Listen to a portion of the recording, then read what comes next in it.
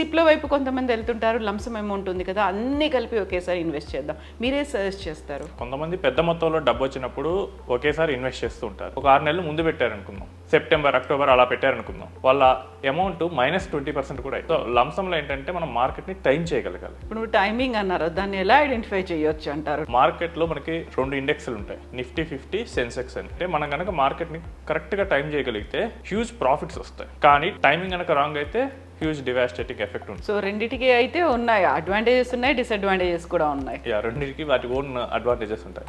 నమస్తే, నేను Kavitha, welcome to I dream. Investment ప్లాన్లలో కొంతమంది స్మాల్ అమౌంట్స్ ఇన్వెస్ట్ చేస్తే బెటర్ అనుకుంటారు, అది కూడా ఎవ్రీ మంత్ కొంత అమౌంట్ ఇన్వెస్ట్ చేసుకోవాలని. మరికొంతమంది లంసమ్ అమౌంటే ఇన్వెస్ట్ చేస్తే బెటర్ అనుకుంటారు. యాక్చువల్గా లంసమ్ ఇన్వెస్ట్మెంట్ బెటరా, సిప్ బెటరా? మనం మాట్లాడుకుందాం. మనతో పాటుగా ఉన్నారు ఫైనాన్షియల్ ఎక్స్పర్ట్ సాయిరామ్ గారు. సాయిరామ్ గారు, నమస్తే అండి. నమస్తే మేడం. సో మనం ఇన్వెస్ట్మెంట్స్ అనగానే చాలా మంచి ప్లాన్స్ ఉన్నాయి, బోల్డని ఆఫర్స్ ఉన్నాయి, ఇలాంటివన్నీ అనుకున్నప్పుడు సిప్ల వైపు కొంతమంది వెళ్తుంటారు, లంసమ్ అమౌంట్ ఉంది కదా, అన్నీ కలిపి ఒకేసారి ఇన్వెస్ట్ చేద్దాం. మీరే సజెస్ట్ చేస్తారు? కొంతమంది పెద్ద మొత్తంలో డబ్బు వచ్చినప్పుడు ఒకేసారి ఇన్వెస్ట్ చేస్తూ ఉంటారు. మరి కొంతమంది అయితే నెల నెల కొంచెం వాళ్ళ వీళ్ళని బట్టి ఇన్వెస్ట్ చేస్తూ ఉంటారు. ఇదంతా వాళ్ళకున్న క్యాష్ ఫ్లో బట్టి జరుగుతుంటుంది. అసలు నా దగ్గరకు కొన్నిసార్లు కాల్ చేసేటప్పుడు సిప్ అంటే ఏంటో తెలియకుండా కూడా నేను సిప్లో పెట్టాలనుకుంటున్నా అంటారు. అసలు ముందు బేసిక్గా లంసమ్ అంటే ఏంటో చెప్తాను. సో నాకు ఒక్కసారి బోనస్ వచ్చింది, నాకు ఇయర్ ఒక 5 lakhs బోనస్ వచ్చింది. నేను ఒక 1 time ఇన్వెస్ట్ చేయాలనుకుంటున్నాను. సో దాన్ని లంసమ్ అంటారు. లంసమ్ అంటే investing big amount at 1 time. So దీనికి వచ్చేసరికి మనం మార్కెట్ని చాలా బాగా టైం చేయగలగాలి. దీనికి ఉండే అడ్వాంటేజెస్ ఏంటంటే మనం కనుక మార్కెట్ని కరెక్ట్గా టైం చేయగలిగితే సో హ్యూజ్ ప్రాఫిట్స్ వస్తాయి. So for example Covid time అప్పుడు మనకి మన బిఎస్సి ఇండెక్స్ అది 25,000కి పడిపోయింది సెన్సెక్స్. సో ఇప్పుడు చూస్తేనేమో ఆల్మోస్ట్ 85,000 ఉంది, 3.5 times పెరిగింది. సో అప్పుడు కనుక ఇన్వెస్ట్ చేస్తే వాళ్ళకి 3.5 times పైన ప్రాఫిట్ వచ్చే ఛాన్స్ ఉంది. సో ఒక 10 lakhs పెడితే ఒక 35 lakhs, బెటర్ ఫండ్ అయితే 40 lakhs, 50 lakhs కూడా వెళ్తుంది. కానీ టైమింగ్ కనుక రాంగ్ అయితే, ఒక 6 నెలలు ముందు పెట్టారనుకుందాం, సెప్టెంబర్ అక్టోబర్ అలా పెట్టారనుకుందాం, వాళ్ళ అమౌంట్ -20% కూడా అవుతుంది. సో లంసంలో ఏంటంటే మనం మార్కెట్ని టైం చేయగలగాలి. టైమింగ్ కనుక రాంగ్ అయితే హ్యూజ్ డివాస్టేటింగ్ ఎఫెక్ట్ ఉంటుంది. అండ్ లంసంలో ఉండే మేజర్ అడ్వాంటేజ్ అంటే ఆ కాంపౌండింగ్ అనేది హోల్ అమౌంట్ మీద జరుగుతుంది. నేను 10 lakhs ఇన్వెస్ట్ చేస్తే 10 lakhs మీద కాంపౌండింగ్ జరుగుతుంది. అన్లైక్ సిప్స్లో మనకి ఏంటంటే ఒక్కొక్క చిన్న ఇన్వెస్ట్మెంట్ మీద జరగటం కాకుండా ఇక్కడ మొత్తం జరిగిపోతుంది. అండ్ దీనికి డిసిప్లిన్ ఏం అక్కర్లేదు. ఓకే, సిప్కి ఏంటంటే లాట్ ఆఫ్ డిసిప్లిన్ కావాలి. ఇన్వెస్టర్లో లోపించేది ఏంటంటే చాలామంది కామన్ ఇన్వెస్టర్స్లో డిసిప్లిన్ ఉండదు. స్టార్ట్ చేస్తారు, ఒక 2 ఏళ్ళు చూస్తారు, తర్వాత టైట్ అవుతుంది, ఆపేస్తారు, మళ్ళీ వాళ్ళకి నచ్చినప్పుడు స్టార్ట్ చేస్తారు. ఆ కంటిన్యూయేషన్ అనేది మిస్ అవుతుంది. ఈ డిసిప్లిన్ ఉండదు అనుకునే వాళ్ళకి ఏంటంటే లంసమ్ పెట్టుకుంటే బెటర్. ఇక్కడ ఏంటంటే ఈ కమిట్మెంట్స్ ఏమీ ఉండవు, ఒకేసారి పెడతాం కాబట్టి కొంచెం బెటర్ గ్రోత్కి ఆపర్చునిటీ ఉంటుంది. కానీ ఇక్కడ మనకి టైమింగ్ కనుక వర్స్ అయితే కనుక నైట్ మేర్స్ అవుతాయి. ఇప్పుడు టైమింగ్ అన్నారు, దాన్ని ఎలా ఐడెంటిఫై చేయొచ్చు అంటారు? నా దగ్గర అమౌంట్ ఉంది, ఇమ్మీడియట్గా ఇన్వెస్ట్ చేయాలి అనుకుంటున్నాను, అదే ఐడియల్ టైం అనుకుంటాం. మీరు చెప్పిన దాన్ని బట్టి చూస్తే ఒడిదుడుకులు ఉన్నాయి, వాటన్నిటిని కూడా అనలైజ్ చేయాలి అంటే ఎలా తెలుస్తుంది? సింపుల్ థింగ్ మేడం, మార్కెట్లో మనకి 2 ఇండెక్స్లు ఉంటాయి, నిఫ్టీ 50, సెన్సెక్స్ అని. అవి కనుక ఆల్ టైమ్ హైస్ దగ్గరలో ఉంటే కనుక అది మంచి టైం కాదు. ఆల్ టైమ్ హై నుంచి ఒక 10% లేదా 15% అలా డివేట్ అయితే అది చాలా మంచి time. So it's simple rule. మనకి last time all time high 85,000. So 85,000 సెప్టెంబర్లో రీచ్ అయింది. అప్పుడు కనుక ఎవరైనా ఇన్వెస్ట్ చేస్తే అది రాంగ్ టైం. జనరల్గా మార్కెట్స్ ఏంటంటే ఆల్ టైమ్ హై రీచ్ అయిన తర్వాత కొంచెం కరెక్ట్ అవుతాయి. ఓకే, ఆ కరెక్షన్ ఎంత అని ఎవరు చెప్పలేరు. ఒక్కోసారి 2%, 5% వరకు కరెక్ట్ అవ్వచ్చు, మళ్ళీ వెంటనే వెళ్ళొచ్చు. కానీ ఒక్కోసారి ఏంటంటే 20, 30, 40% కూడా కరెక్ట్ అవ్వచ్చు. కోవిడ్ టైంలో 40% కరెక్ట్ అయింది.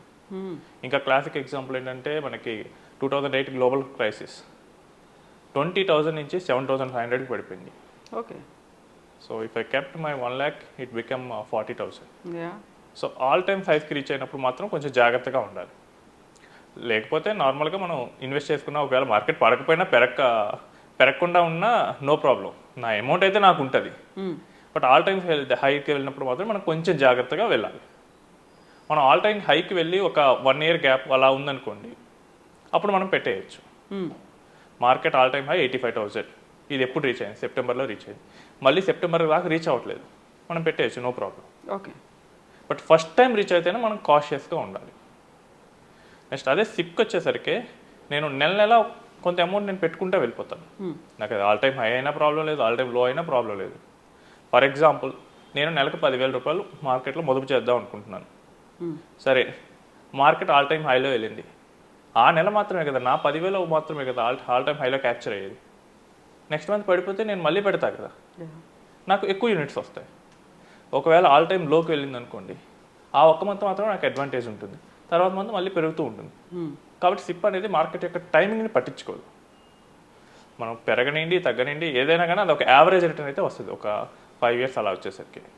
సో ఇది ఎవరైతే మార్కెట్ని టైం చేయాలనుకోవట్లేదు, అసలు మాకు ఈ టెన్షన్స్ అన్నీ వద్దు, కానీ మాకు మార్కెట్ ఇచ్చే రిటర్న్ కావాలనుకుంటున్నారో వాళ్ళకి SIP better.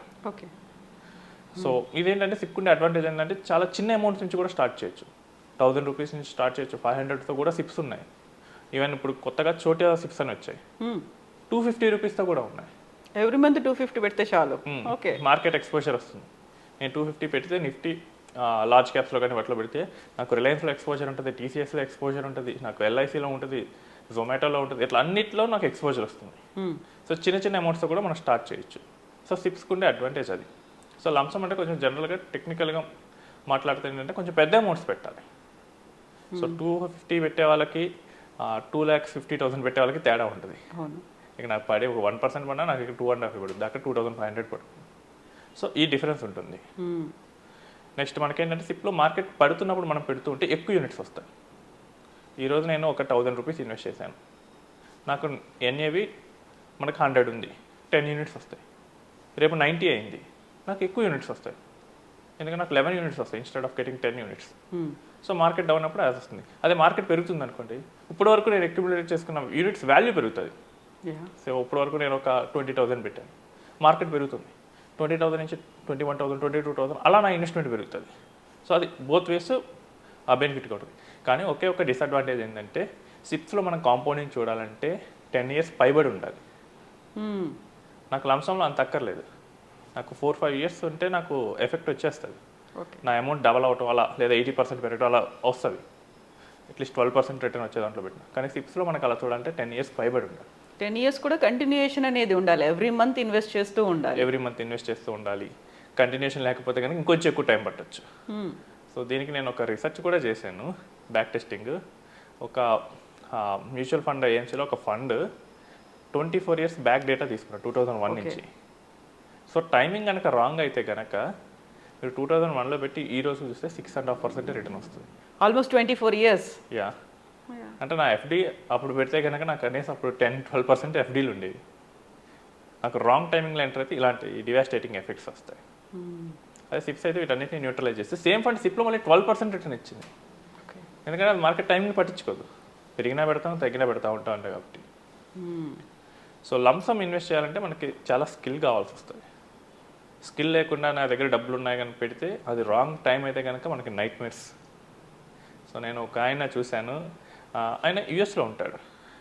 So mutual funds ఈ హైప్ అనేది ఆయనకి యూట్యూబ్లో చూస్తూ ఉండడం వల్ల టచ్ అయింది. సరే అని చెప్పి ఆయన ఇండియాకి వచ్చినప్పుడు ఇన్వెస్ట్ చేద్దాం అని చెప్పేసి ఇన్వెస్ట్ చేశాడు. సో అదేంటంటే రష్యా ఉక్రెయిన్ వార్ అప్పుడు. He doesn't know that mutual funds పడతాయంటే, సరే పడతాయంటే 1 or 2% పడతాయి అనుకున్నాడు. మంత్లీ 1% పడినా ఇయర్లీ ఒక 20% అట్లా పడిద్ది అనుకున్నాడు. బట్ ఆయన పెట్టిన విత్ ఇన్ ఏ మంత్ 20% పడింది. ఓకే. ఈ నెవర్ అండర్స్టాండ్ ఇట్. ఏంటి మార్కెట్ ఎలా పడతాయా, నాకు రియల్ ఎస్టేట్ పడదా ఇట్లా అనుకున్నాడు. సడన్ షాక్ అది. ఇంకా ఇది సడన్ షాక్, ఎందుకంటే పూర్తి నాలెడ్జ్ లేకుండా పెట్టినప్పుడు. సో చాలామంది ఇన్వెస్టర్లు ఏంటంటే పూర్తి నాలెడ్జ్ లేకుండా పెడతారు మార్కెట్స్ గురించి. మార్కెట్స్ పైకి ఎలా తీసుకెళ్తాయో కిందకు కూడా అలానే తీసుకెళ్తాయి. వాటి గురించి పూర్తి అవగాహన ఉన్నప్పుడు లంసమ్ ద్వారా పెట్టుకోవచ్చు. అలా లేదు అనుకున్నప్పుడు సిప్స్లోకి వస్తే బెటర్గా ఉంటుంది. సో రెండిటికి అయితే ఉన్నాయి, అడ్వాంటేజెస్ ఉన్నాయి, డిసడ్వాంటేజెస్ కూడా ఉన్నాయి. రెండింటికి వాటి ఓన్ అడ్వాంటేజెస్ ఉంటాయి. ఎందుకంటే ఇప్పుడు నేను 10 లక్షలు లంసమ్ పెట్టాను అనుకోండి, నాకు ఒక 10 yearsకి వచ్చేసరికి నాకు 40 lakhs, ఇఫ్ ఐ గ్రో అయితే 14% నాకు 40 lakhs వస్తాయి. సేమ్ నేను మంత్లీ 10,000 పెట్టాను అనుకోండి, సో నేను 10 yearsకి వచ్చేసరికి ఆల్మోస్ట్ 12 lakhs పెడతాను. బట్ నాకు ఇక్కడ వచ్చే అమౌంట్ 24 to 25 lakhs మాత్రమే. అంటే నాకు లంసంలో ఒక ఆల్మోస్ట్ ఒక 15 lakhs ఎక్కువ వచ్చింది. ఎందుకంటే నా లంసంలో నేను నా day 1 నుంచి నా 10 lakhs పెరుగుతుంది. ఇక్కడ ఏంటంటే నా day 1లో నా 10,000 ఉంది, నెక్స్ట్ ఫస్ట్ మంత్ తర్వాత 20,000. సో నాకేంటంటే నా అమౌంట్ మార్కెట్లో ఉన్న టైం తగ్గుతూ ఉంటుంది. సో లంసంకి వచ్చేసరికి ఎక్కువ టైం ఉంటుంది. సో నేను కరెక్ట్ టైం చేయగలిగితే lump sum is the best. So ఇప్పుడు మనం ఉన్నటువంటి ఇన్వెస్ట్మెంట్ని బెటర్గా ఎలా ప్లాన్ చేసుకోవచ్చు అంటారు? సో ఇప్పుడు లంసమ్ చేశారనుకోండి, నేను ఒక 10 లక్షల రూపాయలు లంసమ్ చేశాను అనుకోండి, అట్లీస్ట్ నేను ఒక 1,000 రూపీస్ మీరు సిప్ చేయండి. అప్పుడు ఏమవుతుందంటే మీరు లంసంలో పెట్టినప్పుడు మార్కెట్ హైలో పెట్టినా కానీ ఈ సిప్ ఏంటంటే ఎవ్రీ మంత్ మీకు యూనిట్స్ యాడ్ చేయడం వల్ల మరీ వరస్ట్ రిటర్న్ రాకుండా మిమ్మల్ని కాపాడుతుంది. ఇందాక నేను చెప్పిన యూస్ కేసులోనే 24 years వరస్ట్ ఫండ్, ఇక దానికన్నా వర్స్ట్ ఫండ్కి లేదు. So it given 6.5% return. But when I added that SIP of 1,000 rupees it increase to 8.5. Okay, నాకు 2.5% నాకు రిటర్న్ వచ్చింది. లేదా నేను ఓన్లీ సిప్ చేస్తున్నాను అనుకోండి, ఎవ్రీ 2 yearsకి ఒకసారి 1 lakh or 2 lakhs మీ శక్తి కొలది మీరు ఎక్స్ట్రాగా టాప్అప్ చేసుకోండి. అప్పుడు ఏమవుతుందంటే మనకు లంసమ్ బెనిఫిట్స్ కూడా వస్తాయి. ఆ ఇయర్లో ఆ టైంలో మార్కెట్ కనుక పడింది అనుకోండి, సడన్లీ మనకు ఒకేసారి ఒక 1 lakh or 2 lakhs పెడితే మనకి కొంచెం లాంగ్ టర్మ్లో బెటర్ గ్రోత్ వస్తుంది. సో లంసమ్ చేసే వాళ్ళు ఏంటంటే అట్లీస్ట్ చిన్న అమౌంట్ వాళ్ళు పెట్టిన దాంట్లో ఒక 0.1% లేదా 1% కుదిరితే ఇన్వెస్ట్ చేయండి నెల నెల. సిప్ పెట్టే వాళ్ళు రివర్స్ చేయండి, ఒక 1 lakh or 2 lakhs every year add చేసుకుంటే వెళ్తే మనకి ఈ తక్కువ రిటర్న్ అనేది రాకుండా ఉంటుంది. ఎస్ అండి, థ్యాంక్ యూ సో మచ్ అండి. Thank you.